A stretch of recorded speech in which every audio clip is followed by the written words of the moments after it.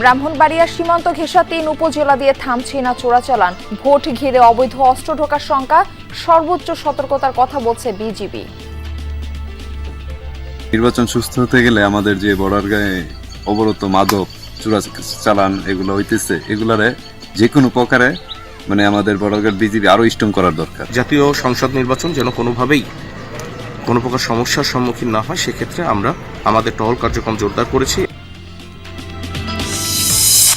রংপুরের শ্যামপুরের rectified spirit পানে অসুস্থ আরো 2 জনের মৃত্যু। এই নিয়ে 3 দিনে প্রাণ গেল 6 জনের।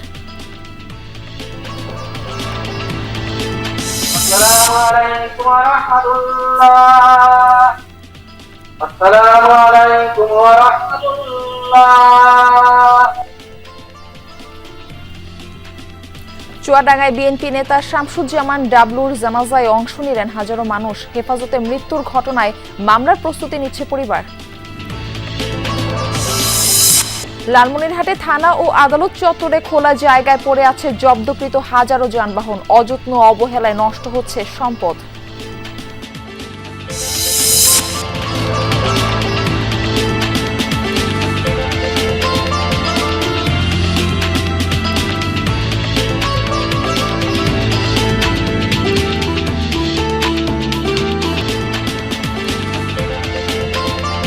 আমন্ত্রণ সংবাদ সারা দেশে, আপনাদের সঙ্গে রয়েছে আমি মারফি রহমান। এতক্ষণ শিরোনাম দেখছিলেন, এবার বিস্তারিত। ভারতের ত্রিপুরা রাজ্যের সীমান্ত ঘেঁষা ব্রাহ্মণবাড়িয়া, রাখাউড়া, কসবা ও বিজয়নগর উপজেলার 87 কিলোমিটার সীমান্ত এলাকা এখন অস্ত্র ও মাদক চোরাচালানকারীদের ট্রানজিট পয়েন্টে পরিণত হয়েছে। আসন্ন ত্রয়োদশ জাতীয় সংসদ নির্বাচন ঘিরে সীমান্ত পেরিয়ে দেশে ঢুকছে অত্যাধুনিক আগ্নেয়াস্ত্র ও মাদক, এমন শঙ্কায় উদ্বিগ্ন সীমান্তবাসী। তবে বিজিবি বলছে সীমান্তে সর্বোচ্চ সতর্কতা জারি রয়েছে। সীমান্তের ওপারে ভারতের ত্রিপুরা আর এপারে ব্রাহ্মণবাড়িয়ার 3টি উপজেলা আখাউড়া, কসবা ও বিজয়নগর। এই 3 উপজেলার সীমান্ত পথ দীর্ঘদিন ধরে মাদক ও অস্ত্র চোরাচালানের রুট হিসেবে পরিচিত। স্থানীয়দের দাবি, নির্বাচন যত ঘনিয়ে আসছে ততই বাড়ছে আতঙ্ক। সীমান্ত পেরিয়ে দেশে ঢুকছে বিভিন্ন ধরনের মাদক ও আধুনিক আগ্নেয়াস্ত্র। নির্বাচন সুস্থ হতে গেলে আমাদের যে বর্ডার গায়ে অবরত মাদক চোরাচালান এগুলো হইতেছে, এগুলারে যে কোনো প্রকারে আমাদের বর্ডার বিজিবি আরো স্ট্রং করার দরকার। বর্তমান যে আইন শৃঙ্খলা পরিস্থিতি আছে, আমরা সাধারণ মানুষ হিসাবে এই পরিস্থিতির জন্য আমরা নিজের উদ্বিগ্ন। মাদক যদি কেউ আসক্ত হয়, তার হাতে অস্ত্র চলে আসবে, এটাই স্বাভাবিক। সাম্প্রতিক সময়ে সন্ত্রাসীদের গুলিতে প্রাণ গেছে 3 জনের, আহত হয়েছেন অনেকেই। অবৈধ অস্ত্রের দাপটে আতঙ্কিত সীমান্তবর্তী সাধারণ মানুষ। ব্রাহ্মণবাড়িয়া 3 জনকে গুলি করে মারা হয়েছে, একাধিক আহত। এই গুলি পাইছে কই, গোলা বারুদ পাইছে কই? এই যে বর্ডার দিয়েই তো নামছে, ত্রিপুরা থেকে গোলা বারুদ অস্ত্র আসতেছে, বাংলাদেশ থেকে গল যাইতেছে, মাদক নামতেছে। যেভাবে অস্ত্রের জঞ্জনানি এবং খুন খারাপই হচ্ছে, আগামী ত্রয়োদশ নির্বাচন শঙ্কা প্রকাশ করছে। যদি আয়ে এটা তো বন্ধ না করলে এটা নিরাপত্তা হইব কেমনে? বিজিবি বলছে নির্বাচন ঘিরে সীমান্তে বাড়ানো হয়েছে নজরদারি। সুলতানপুরের 60 বিজিবি ব্যাটালিয়ন ও সরাইলে 25 বিজিবি ব্যাটালিয়ন যৌথভাবে কাজ করছে চোরাচালান ঠেকাতে। বিশেষভাবে আমরা আমাদের টহল এটা জোরদার করেছি, বৃদ্ধি করেছি। আগে আমাদের যে পরিমাণ ট্রুপস ডিপ্লয় থাকতো, এখন তার থেকে অনেক জায়গায় দ্বিগুণ, কোনো জায়গায় 3 গুণ ডিপ্লয় করেছি, যেন বিভিন্ন নাশকতাকারী যারা দেশের ভেতরে করবে তারা যেন সীমান্ত পাড়ি দিয়ে না যেতে পারে, বা সীমান্ত থেকে এরকম কেউ কোনো কিছু এসে না করতে পারে। বিজিবির তথ্য মতে গত 1 বছরে ব্রাহ্মণবাড়িয়ার সীমান্ত থেকে 250 কোটি টাকার বেশি মাদক ও চোরাচালানি পণ্য জব্দ করা হয়েছে। ত্রয়োদশ জাতীয় সংসদ নির্বাচন যেন কোনোভাবেই কোনো প্রকার সমস্যার সম্মুখীন না হয়, সেক্ষেত্রে আমরা আমাদের টহল কার্যক্রম জোরদার করেছি। আমার যে 49 কিলোমিটার সীমান্ত রয়েছে, এদিক দিয়ে এখন পর্যন্ত কোনো প্রকার অস্ত্র ঢোকেনি। সীমান্তে বিজিবির টহল ও গোয়েন্দা নজরদারি বৃদ্ধি করা হলেও স্থানীয়দের দাবি, আরও কঠোর ব্যবস্থা না নিলে নির্বাচনের আগে পরিস্থিতি অস্থিতিশীল হয়ে উঠতে পারে। শামস তাবরিজ উচ্ছ্বাস, যমুনা নিউজ। বরগুনার পাথরঘাটায় বিএনপি ও জামায়াত কর্মী সমর্থকদের মাঝে সংঘর্ষের ঘটনা ঘটেছে। এতে দুপক্ষের বেশ কয়েকজন আহত। মঙ্গলবার রাতে উপজেলার খলিফারহাট এলাকায় হয় এই ঘটনা। স্থানীয় বিএনপি নেতাকর্মীরা জানান, চায়ের দোকানে বসে রাজনৈতিক বিষয় নিয়ে আলোচনার এক পর্যায়ে জামায়াত কর্মী সমর্থকদের সাথে বাকবিতণ্ডা হয়। বিএনপি নেতাকর্মীদের অভিযোগ, জামায়াতের কর্মীরা দেশীয় অস্ত্র ও লাঠিসোঁটা নিয়ে হামলা চালায়। এতে সরোয়ার হোসেন ফারুক এবং সেলিম ব্যাপারী নামে উপজেলা বিএনপির 2 নেতা গুরুতর আহত হয়। তাদের পাথরঘাটা স্বাস্থ্য কমপ্লেক্সে নেওয়া হলে চিকিৎসক বরিশাল শেরি বাংলা মেডিকেলে পাঠান।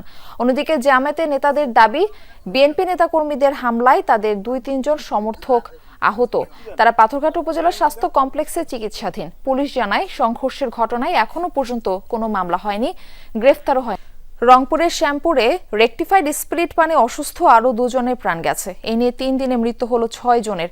মঙ্গলবার রাতে মৃত্যু হয় আব্দুল মালিক ও রাশেদুল ইসলামের। গত শনিবার মধ্যরাতে শ্যামপুরে মাদক ব্যবসায়ী জয়নুল আবেদিনের বাড়িতে হোমিওপ্যাথিক রেকটিফাইড স্পিরিট পান করেন বেশ কয়েকজন। এতে অসুস্থ হয়ে ঘটনাস্থলে প্রাণ যায় আলমগীর হোসেন, সোহেল মিয়া ও জেনাত আলী। চিকিৎসাধীন অবস্থায় মারা যায় মানিক চন্দ্র রায়। এখনও বিভিন্ন হাসপাতালে চিকিৎসাধীন কয়েকজন। এই ঘটনায় জয়নালকে গ্রেফতার করেছে পুলিশ। উদ্ধার করা হয়েছে 10 বোতল রেকটিফাইড স্পিরিট।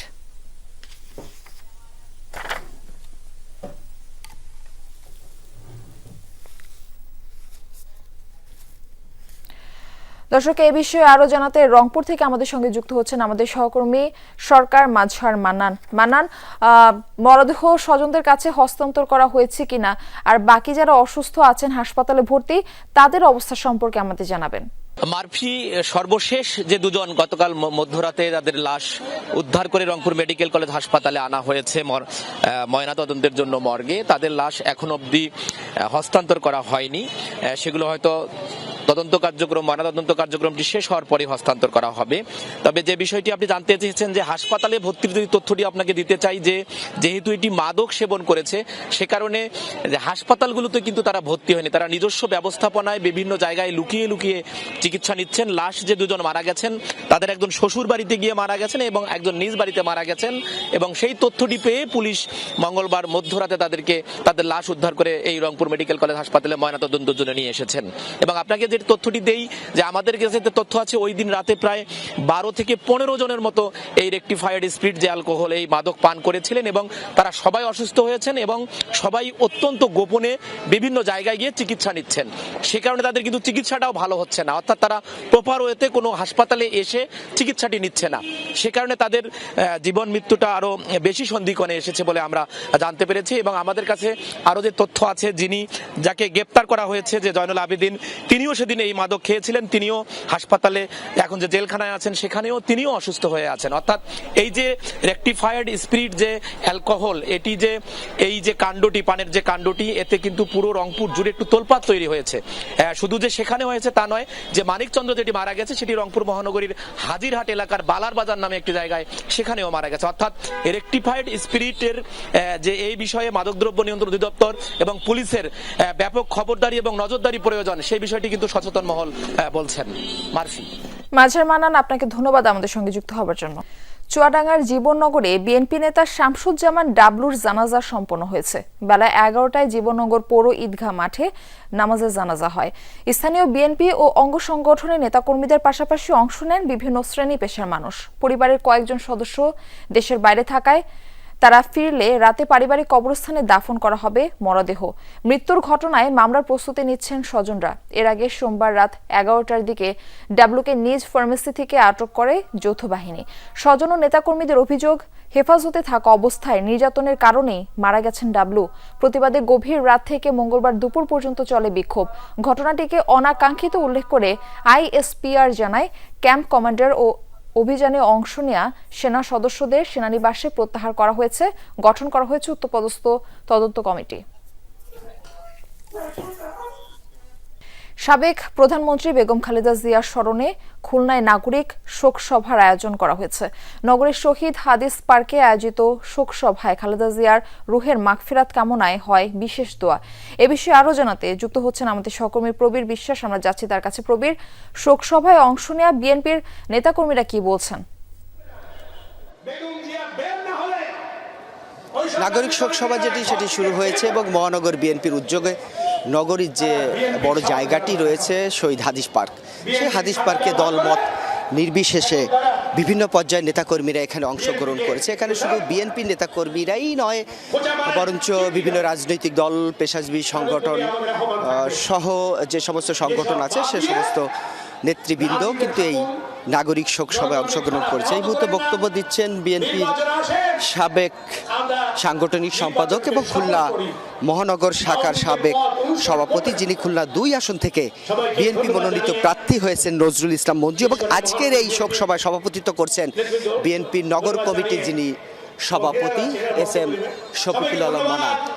এই মুহূর্তে নাগরিক শোক সভায় উপস্থিত হয়েছেন খুলনা 4 আসনের বিএনপি মনোনীত প্রার্থী বিএনপির কেন্দ্রীয় তথ্য বিষয়ক সম্পাদক আজিজুল বারী হেলাল।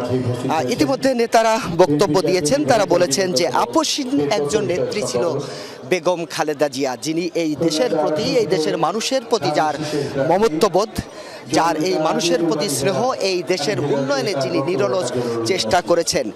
সংকটকালেও কিন্তু তিনি এই দেশ ছেড়ে যাননি। এই দেশের মানুষের কথা ভেবেই এই দেশের মাটিতেই তিনি মৃত্যুবরণ করেছেন।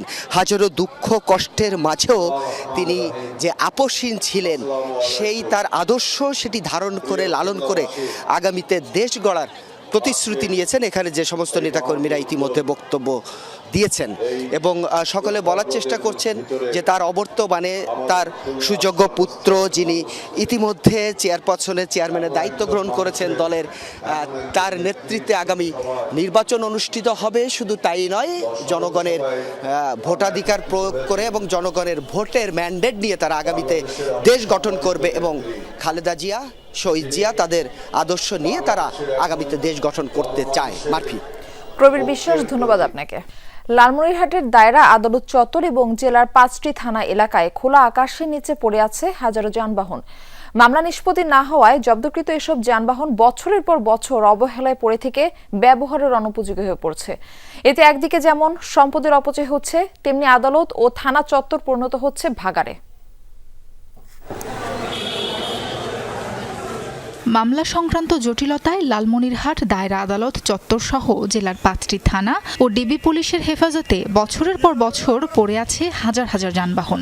জব্দকৃত এসব যানবাহন দীর্ঘদিন ধরে খোলা আকাশের নিচে থাকায় রোদ বৃষ্টি আর ধুলোবালিতে নষ্ট হচ্ছে, চুরি হয়ে যাচ্ছে যন্ত্রাংশ।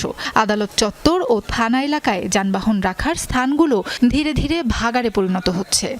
জব্দ তালিকায় গাড়িটির মূল্য নির্ধারণ করা আছে 2 লক্ষ টাকা। যখন সে হস্তান্তর হবে তার ক্ষেত্রে 20,000 টাকা সে বিক্রি করতে পারবে না। এটা আসলে স্বচ্ছতা আনা দরকার। যদি রাখতেই হয় তাহলে যথাযথ প্রক্রিয়া সংরক্ষণ করা উচিত, সেট করে, আর তা না হলে জিম্মায় দিয়ে দেওয়া উচিত। কোর্ট যেন একটু তাড়াতাড়ি বিধিবদ্ধ ব্যবস্থা গ্রহণ করে সাক্ষীগুলোকে তাড়াতাড়ি নিয়ে আসার জন্য। আইনজীবীরা বলছেন, মামলা যত দীর্ঘ হচ্ছে ততই ক্ষতিগ্রস্ত হচ্ছে জব্দকৃত যানবাহন, অথচ এগুলো রাষ্ট্রীয় সম্পদ হিসেবেই বিবেচিত। যে মামলাগুলো 6 মাসের মধ্যে নিষ্পত্তি হওয়ার কথা, এই আইনি জটিলতার কারণে আজকে বছর পড়ে আছে। যদি এই মামলাগুলো দ্রুত নিষ্পত্তি হয় তাহলে সরকারের এখান থেকে মোটামুটি এটা রাজস্ব আদায় হবে বলে আমি আইনজীবী হিসেবে মনে করি। নিত্য নতুন মামলা হচ্ছে, নিত্য নতুন প্রতিদিনই কম বেশি মামলা সম্পর্কিত বাহনগুলো আটক করা হচ্ছে এবং সেগুলো মালখানায় নিয়ে আসা হচ্ছে। এখন যে অবস্থা, তাতে মালখানায় রাখার মতো তো আর জায়গা নেই। বিআরটিএ এবং আদালতের তথ্য মতে 2024-25 অর্থ বছরে প্রায় 6,500 যানবাহন মামলা সংশ্লিষ্ট আলামত হিসেবে তালিকাভুক্ত ছিল।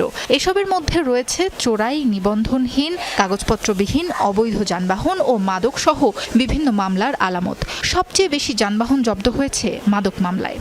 চিফ জুডিশিয়াল ম্যাজিস্ট্রেট মহোদয় বরাবরে আবেদন করি, সে আবেদন পর্যালোচনা করে একটা উনি কমিটি করে দেন, 3 সদস্য বিশিষ্ট বিজ্ঞ বিচারকগণ কমিটি করে দেন। সেই কমিটির মাধ্যমে এই বিধি মোতাবেক এই মালামালগুলো নিষ্পত্তি করা হয়ে থাকে। প্রশাসনের ভাষ্য, মামলা শেষ না হওয়া পর্যন্ত জব্দকৃত আলামত নষ্ট হলেও তাদের কিছু করার থাকে না। তবে যেসব মামলা নিষ্পত্তি হয়েছে আলামত হিসেবে জব্দ, সেসব পরিবহন নিলাম প্রক্রিয়া চলছে।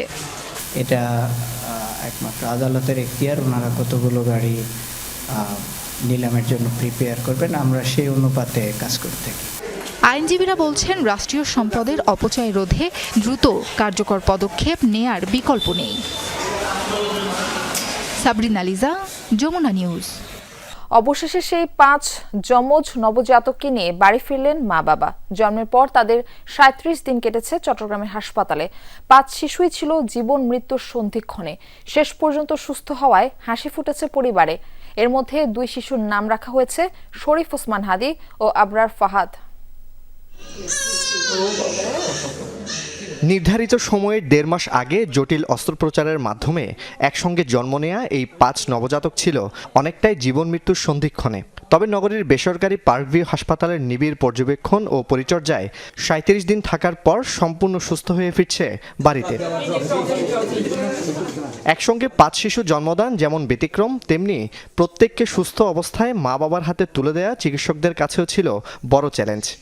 আমার কাছে মিরাকলই মনে হচ্ছে কোনো ভাষাটা ইনশাল্লাহ ভালো আছে, আর ভাষাটাই মায়ের কোলে দিতে পারছি, বাবা মার কোলে দিতে পারছি, এটার জন্য আল্লাহর কাছে অশেষ ধন্যবাদ। বাচ্চাগুলো আলহামদুলিল্লাহ আমরা আজকে ডিসচার্জ করতেছি। তবে আমরা আজকে ডিসচার্জ মানে আমরা এখানে শেষ না, সাধ্যমতো চেষ্টা করবো যে বাচ্চাগুলির সার্বিক সেবা ট্রিটমেন্ট দেওয়া। টেনশনে ছিলাম যে আমি হয়তো বা 3টা বাঁচাতে পারবো, 2টা বাঁচাতে পারবো না, কিন্তু আল্লাহর কি রহমত, প্রায় 37 দিন পার হয়ে আমরা 5টি বাচ্চাই আমরা বাসায় নিয়ে যেতে পারবো।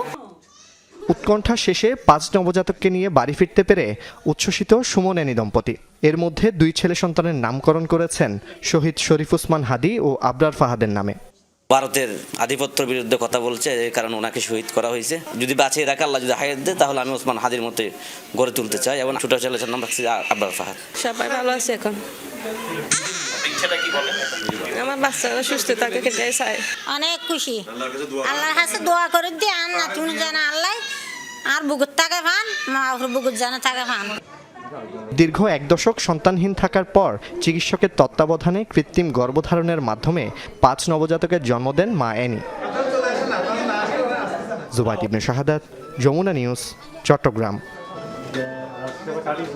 এখন থেকে স্পাইসি ক্রিস্পি পটাটা প্রাণ পটাটা একটি স্বনির্ভর বিস্কুট। শীতেলেই চুয়াডাঙ্গার ঐতিহ্যবাহী খেজুরের গুড়ের হাটে প্রাণ ফেরে। কুয়াশাচ্ছন্ন ভোরে বাতাসে মিশে থাকে খেজুরের রসের মিষ্টি ঘ্রাণ। সপ্তাহের 2 দিন এই হাটে বিক্রি হয় কোটি টাকার। 300 বছরের ইতিহাসের এই হাটে খাঁটি খেজুরের গুড়ের সাথে আছে ভেজালের ছায়াও। আসল গুড় চেনাই যেন এখানে বড় দায়।